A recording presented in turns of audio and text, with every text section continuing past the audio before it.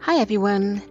If you are listening to this on the Sabbath, then I'd like to wish you a wonderful Sabbath filled with God's presence.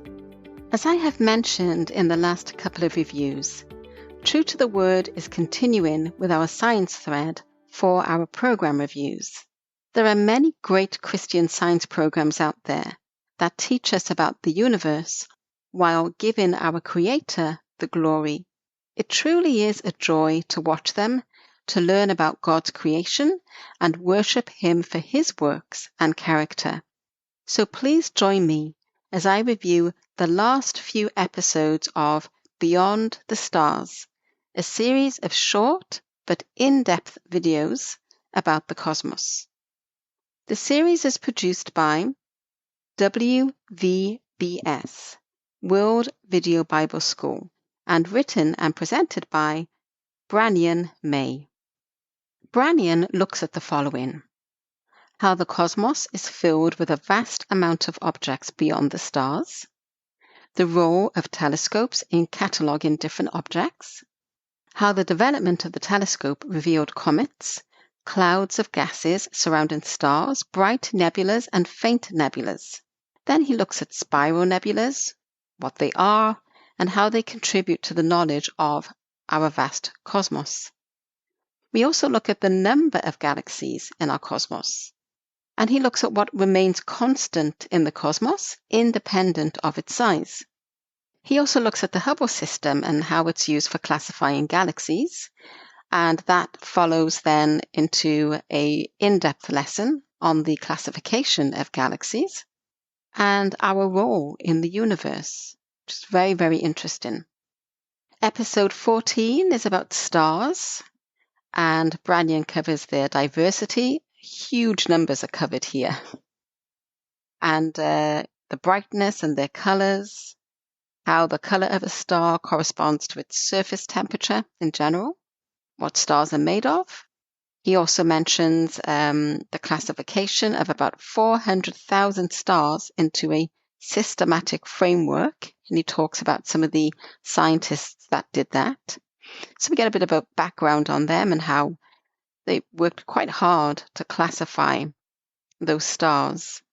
And then that kind of goes into the information about dwarf, the different types of stars, dwarf, main sequence, giants, supergiants, all very overwhelming.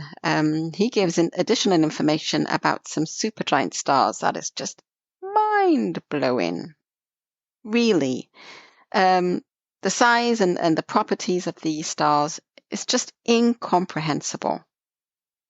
Yes, there's not much more to say. You'll just have to watch it. It's really interesting and just shows us how amazing God is.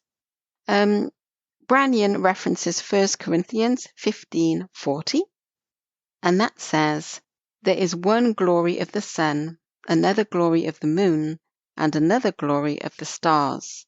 For one star differs from another star in glory." This was in reference also to the resurrection, but I was just thinking it in terms of just the physical stars. And if we think about how many stars there are, it's just amazing. This reminds me about how no two snowflakes are the same. So again, I say, what an amazing God we have. Words just don't do him justice. The last episode is about the age of the universe, and Branyon goes into detail of how we have a fully functioning universe, not one that has evolved. He speaks of the processes of life witnessed on Earth and their connection to the connection and reliance on other objects in the cosmos. Previous episodes have shown us how this is such a careful balance. There's a very narrow window, a slight change in variables, and that would result in no life on Earth.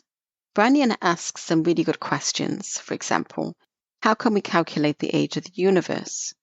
Was the history of the cosmos slow and incremental in its development? Or did it have a coordinated beginning where the processes were created together? And when did the common origin happen? He references Genesis 1:1, which pretty much gives the answer for that. And it says, in the beginning, God created the heavens and the earth. At this point, Branyon goes on to give a solid overview of what science can and cannot measure, which leads to the question, what does provide evidence for the universe's origin? It's at this point Branyon points to the historical accounts in the Bible, starting with Jesus, the Son of God, who walked this earth roughly 2,000 years ago, and how Jesus, through his father, came through the line of King David, who came through the line of Judah, one of the 12 tribes of Israel. The tribe Judah can be traced back to Abraham, who was traced back to Noah, through Noah's son Shem. And Noah is traced back through Methuselah, who was traced back to Enoch, who was traced back to Seth, who was Adam's son, who was the first man God created. An account of the generations can be found several places in the Bible, including Genesis 5:1-32, that covers Adam to Noah, Genesis 10, from Noah to Abraham, and Matthew 1:1-17 covers from Abraham to Jesus Christ. Just absolutely fascinating to read these accounts of the generations, and they're found, as I said, in other places of the Bible too. I know that Ruth also has the account around King David and the generations there. I've mentioned before that I did the exercise of calculating the age of the universe by calculating the generations in the Bible. And it reminds me of something Jesus says in John 17:17. Sanctify them through your truth. Your word is truth.